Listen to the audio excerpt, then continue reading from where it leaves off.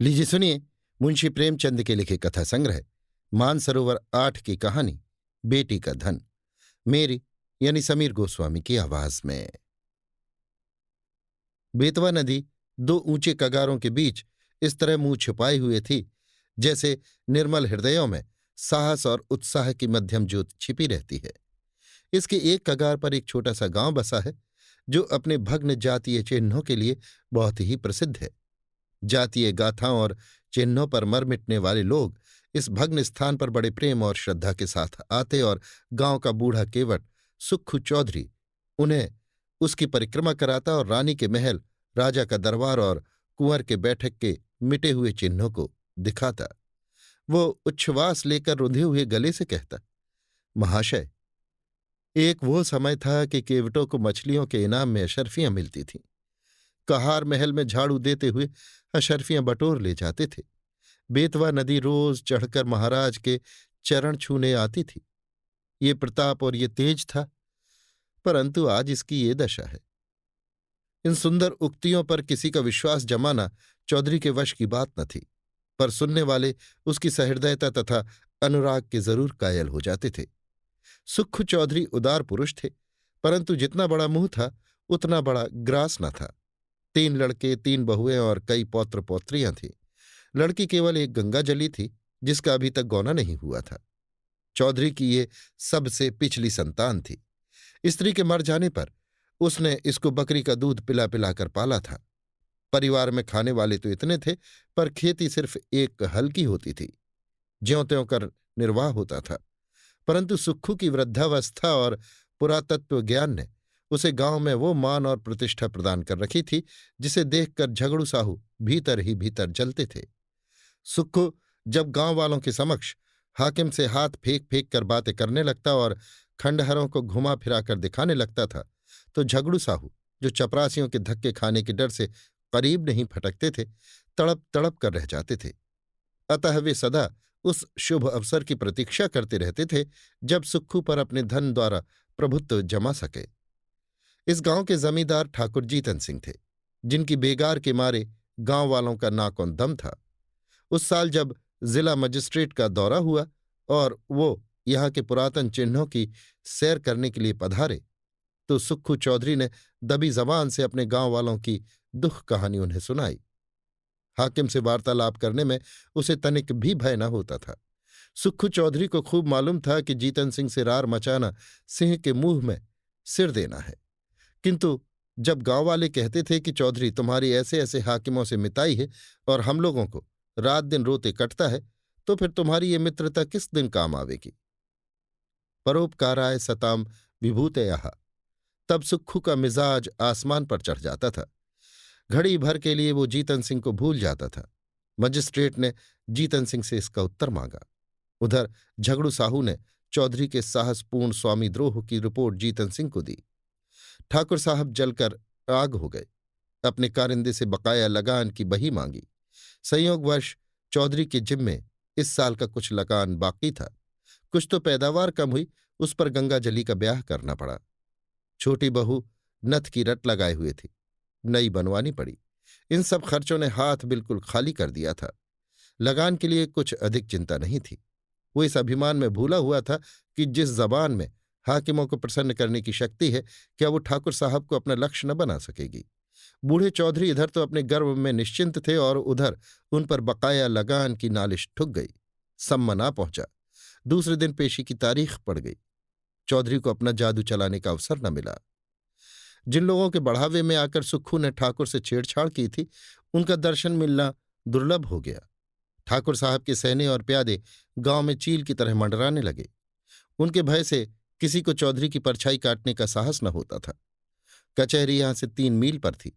बरसात के दिन रास्ते में ठौर ठौर पानी, उमड़ी हुई नदियां, रास्ता कच्चा, बैलगाड़ी का निबाह नहीं, पैरों में बल नहीं। अतः अदम पैरवी में मुकदमा एक तरफा फैसला हो गया। कुर्की का नोटिस पहुंचा तो चौधरी के हाथ पांव फूल गए। सारी चतराई भूल गई।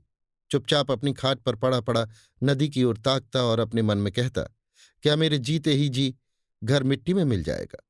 मेरे इन बैलों की सुंदर जोड़ी के गले में क्या दूसरों का जुआ पड़ेगा। ये सोचते सोचते उसकी आंखें भर आती। वो बैलों से लिपट कर रोने लगता, परंतु बैलों की आंखों से क्यों आंसू जारी था?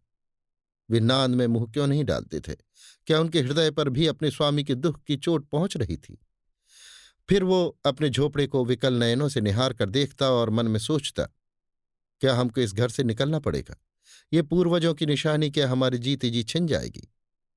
कुछ लोग परीक्षा में दृढ़ रहते हैं और कुछ लोग इसकी हल्की आंच भी नहीं सह सकते। चौधरी अपनी खाट पर उदास पड़े घंटों अपने कुलदेव महावीर और महादेव को मनाया करता और उनका गुण गाया करता। उसकी चिंता दग्ध आत्मा को और कोई सहारा न था।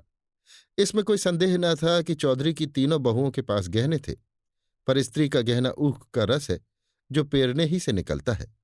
चौधरी जाति का ओछा पर स्वभाव का ऊंचा था। उसे ऐसी नीच बात बहुओं से कहते संकोच होता था। कदाचित ये नीच विचार उसके हृदय में उत्पन्न ही नहीं हुआ था, किंतु तीनों बेटे यदि जरा भी बुद्धि से काम लेते तो बूढ़े को देवताओं की शरण लेने की आवश्यकता न होती। परंतु यहां तो बात ही निराली थी। बड़े लड़के को घाट के काम से फुर्सत न थी। बाकी दो लड़के इस जटिल प्रश्न को विचित्र रूप से हल करने के मंसूबे बांध रहे थे। मंझले झींगुर ने मुंह बनाकर कहा, इस गांव में क्या धरा है? जहां ही कमाऊंगा वहीं खाऊंगा, पर जीतन सिंह की मूछें एक एक करके चुन लूंगा। छोटे फक्कड़ ऐंठकर बोले, मूछें तुम चुन लेना, नाक मैं उड़ा दूंगा, नकटा बना घूमेगा। इस पर दोनों खूब हंसे और मछली मारने चल दिए। इस गांव में एक बूढ़े ब्राह्मण भी रहते थे।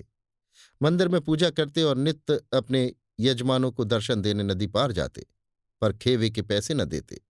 तीसरे दिन वो जमींदार के गुप्तचरों की आंख बचाकर सुक्खू के पास आए और सहानुभूति के स्वर में बोले, चौधरी, कल ही तक मियाद है और तुम अभी तक पड़े पड़े सो रहे हो? क्यों नहीं घर की चीज ढूंढ ढांड कर किसी और जगह भेज देते? ना हो समधिया ने पठवा दो, जो कुछ बच रहे वही सही।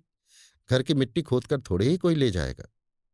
चौधरी लेटा था, उठ बैठा और आकाश की ओर निहार कर बोला, जो कुछ उसकी इच्छा है वो होगा, मुझसे ये जाल न होगा। इधर कई दिन की निरंतर भक्ति और उपासना के कारण चौधरी का मन शुद्ध और पवित्र हो गया था। उसे छल प्रपंच से घृणा हो गई थी। पंडित जी जिस काम में सिद्धहस्त थे, लज्जित हो गए। परंतु चौधरी के घर के अन्य लोगों को ईश्वरीय इच्छा पर इतना भरोसा न था। धीरे धीरे घर के बर्तन भाण खिसकाए जाते थे। अनाज का एक दाना भी घर में न रहने पाया। रात को नाव लदी हुई जाती और उधर से खाली लौटती थी।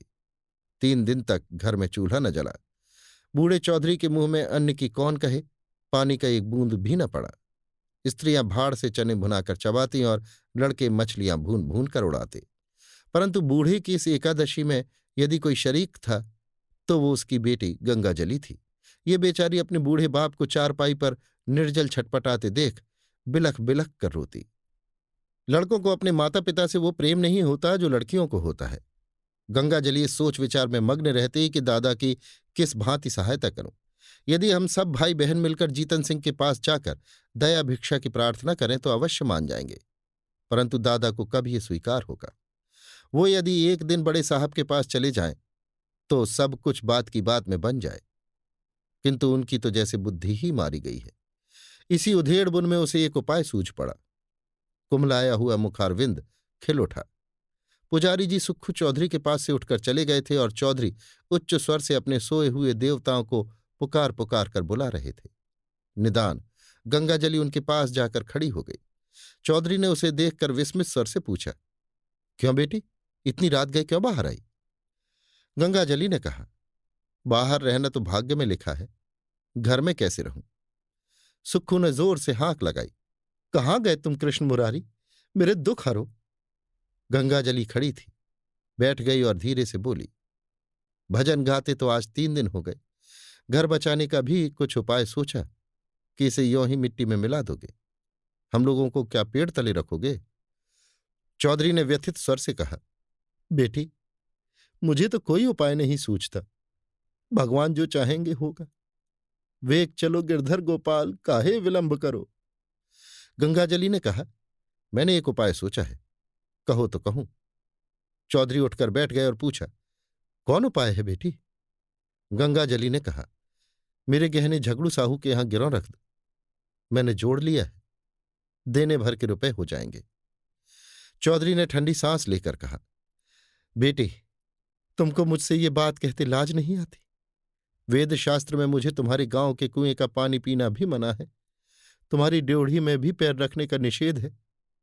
क्या तुम मुझे नरक में ढकेलना चाहती हो? गंगाजली उत्तर के लिए पहले ही से तैयार थी। बोली, मैं अपने गहने तुम्हें दिए थोड़े ही देती हूं। इस समय लेकर काम चलाओ, चैत में छुड़ा देना। चौधरी ने कड़क कर कहा, यह मुझसे ना होगा। गंगाजली उत्तेजित होकर बोली, तुमसे ये ना होगा तो मैं आप ही जाऊंगी। मुझसे घर की ये दुर्दशा नहीं देखी जाती।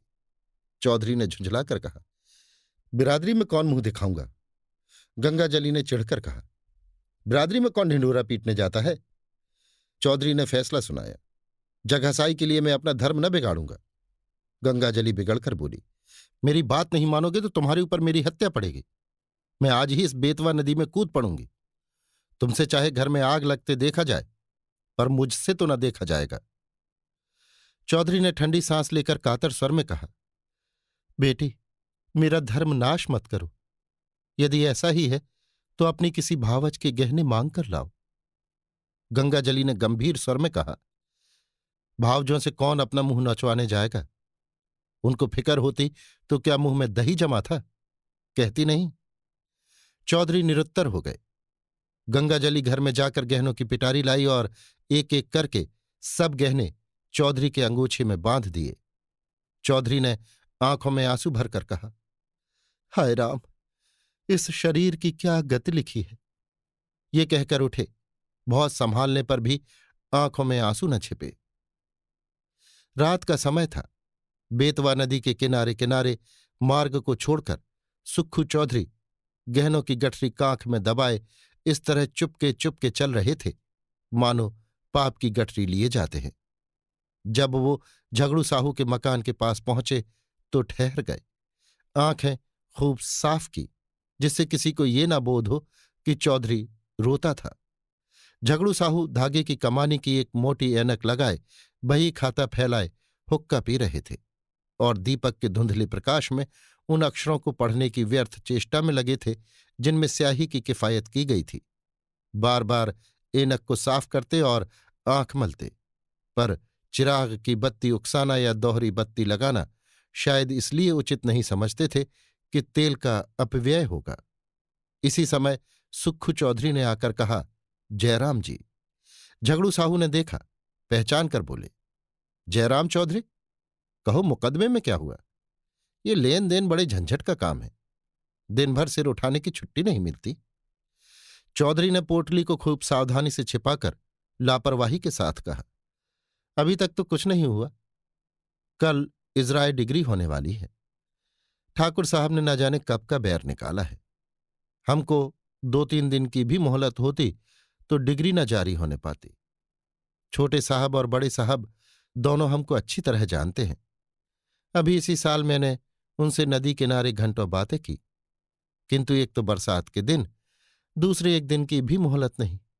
क्या करता? इस समय मुझे रुपयों की चिंता है। झगड़ू साहू ने विस्मित होकर कहा, तुमको रुपयों की चिंता? घर में भरा है, वो किस दिन काम आवेगा? झगड़ू साहू ने ये व्यंग बाण नहीं छोड़ा था। वास्तव में उन्हें और सारे गांव को विश्वास था कि चौधरी के घर में लक्ष्मी महारानी का अखंड राज्य है। चौधरी का रंग बदलने लगा। बोले, साहू जी, रुपया होता तो किस बात की चिंता थी? तुमसे कौन छिपाव है? आज 3 दिन से घर में चूल्हा नहीं जला, रोना पीटना पड़ा है। अब तो तुम्हारे बसाए बसूंगा। ठाकुर साहब ने तो उजाड़ने में कोई कसर न छोड़ी। झगड़ू साहू जीतन सिंह को खुश रखना जरूर चाहते थे, पर साथ ही चौधरी को भी नाखुश करना मंजूर न था।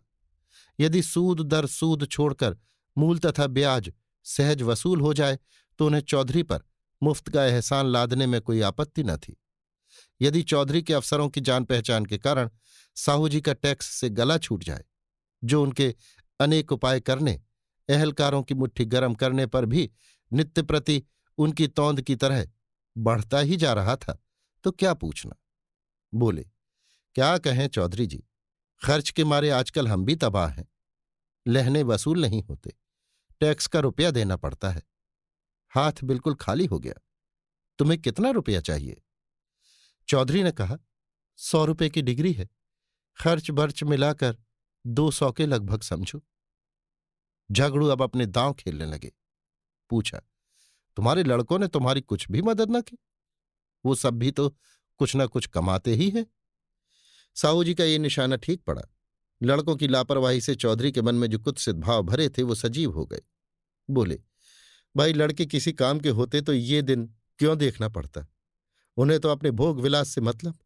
घर गृहस्थी का बोझ तो मेरे सिर पर है। मैं इसे जैसे चाहूं संभालूं। उनसे कुछ सरोकार नहीं।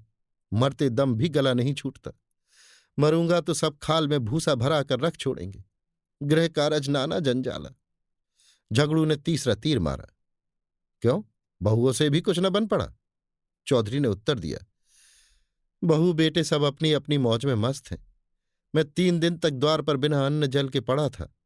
किसी ने बात भी नहीं पूछी। कहाँ की सलाह, कहाँ की बातचीत।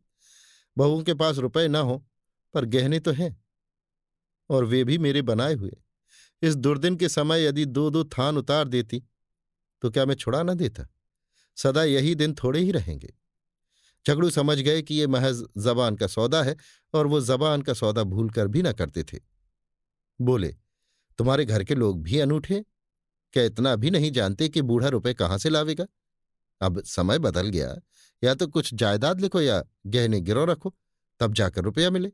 इसके बिना रुपए कहाँ? इसमें भी जायदाद में सैकड़ों बखेड़े पड़े हैं। सुभीता गिरव रखने में ही है। हाँ, तो जब घरवालों को कोई इसकी फिक्र नहीं तो तुम क्यों व्यर्थ जान देते हो? यही ना होगा कि लोग हंसेंगे, सो ये लाज कहाँ तक निभाओगे? चौधरी ने अत्यंत विनीत होकर कहा, साहू जी, यही लाज तुम्हारे डालती है। तुमसे क्या छिपा है? एक वो दिन था कि हमारे दादा बाबा महाराज की सवारी के साथ चलते थे, और अब एक दिन ये कि घर की दीवार तक बिकने की नौबत आ गई। कहीं मुंह दिखाने को भी जी नहीं चाहता। ये लो गहनों की पोटली। यदि लोक लाज न होती तो इसे लेकर कभी यहां न आता, परंतु ये अधर्म इसी लाज निभाने के कारण करना पड़ रहा है। झगड़ू साहू ने आश्चर्य से होकर पूछा, ये गहने किसके हैं? चौधरी ने सिर झुकाकर बड़ी कठिनता से कहा, मेरी बेटी गंगा चली गई। झगड़ू साहू स्तंभित हो गए। बोले, अरे राम राम। चौधरी ने कातर स्वर में कहा, डूब मरने को जी चाहता है। झगड़ू ने बड़ी धार्मिकता के साथ स्थिर होकर कहा, शास्त्र में बेटी के गांव का पेड़ देखना मना है। चौधरी ने दीर्घ निश्वास छोड़कर करुण स्वर में कहा, ना जाने नारायण कब मौत देंगे। भाई की 3 लड़कियां ब्याही, कभी भूल कर भी उनके द्वार का मुंह नहीं देखा। परमात्मा ने अब तक तो टेक निभाई है, पर अब न जाने मिट्टी की क्या दुर्दशा होने वाली है। झगड़ू साहू लेखा जौ बख्शीश 100 के सिद्धांत पर चलते थे। सूद की एक कौड़ी भी छोड़ना उनके लिए हराम था। यदि 1 महीने का 1 दिन भी लग जाता तो पूरे महीने का सूद वसूल कर लेते। परंतु नवरात्र में नित्य दुर्गा पाठ करवाते थे। पितृपक्ष में रोज ब्राह्मणों को सीधा बांटते थे। बनियों की धर्म में बड़ी निष्ठा होती है। यदि कोई दीन ब्राह्मण लड़की ब्याहने के लिए उनके सामने हाथ पसारता तो वो खाली हाथ न लौटता।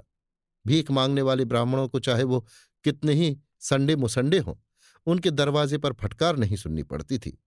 उनके धर्मशास्त्र में कन्या के गांव के कुएं का पानी पीने से प्यासे मर जाना अच्छा था। वो स्वयं इस सिद्धांत के भक्त थे, और इस सिद्धांत के अन्य पक्षपाती उनके लिए महामान्य देवता थे। वे पिघल गए। मन में सोचा, ये मनुष्य तो कभी ओछे विचारों को मन में नहीं लाया। निर्दय काल की ठोकर से अधर्म मार्ग पर उतर आया है, तो उसके धर्म की रक्षा करना हमारा कर्तव्य धर्म है। ये विचार मन में आते ही झगड़ू साहू गद्दी से मसनद के सहारे उठ बैठे और दृढ़ स्वर से कहा, वही परमात्मा जिसने अब तक तुम्हारी टेक निभाई है, अब भी निभाएंगे। लड़की के गहने लड़की को दे दो। लड़की जैसी तुम्हारी है वैसी मेरी भी है। ये लो रुपए, आज काम चलाओ। जब हाथ में रुपए आ जाए दे देना। चौधरी पर इस सहानुभूति का गहरा असर पड़ा। वो जोर जोर से रोने लगा। उसे अपने भावों की धुन में कृष्ण भगवान की मोहनी मूर्ति सामने विराजमान दिखाई थी। वही झगड़ू जो सारे गांव में बदनाम था, जिसकी उसने खुद कई बार हाकिमों से शिकायत की थी, आज साक्षात देवता जान पड़ता था। रुंधे हुए कंठ से गदगद हो बोला, झगड़ू, तुमने इस समय मेरी बात, मेरी लाज, मेरा धर्म कहां तक कहूं, मेरा सब कुछ रख लिया, मेरी डूबती नाव पार लगा दी। कृष्ण मुरारी तुम्हारे इस उपकार का फल देंगे और मैं तुम्हारा गुण जब तक जीऊंगा गाता रहूंगा। अभी आप सुन रहे थे मुंशी प्रेमचंद के लिखे कथा संग्रह मानसरोवर 8 की कहानी बेटी का धन, मेरी यानी समीर गोस्वामी की आवाज में।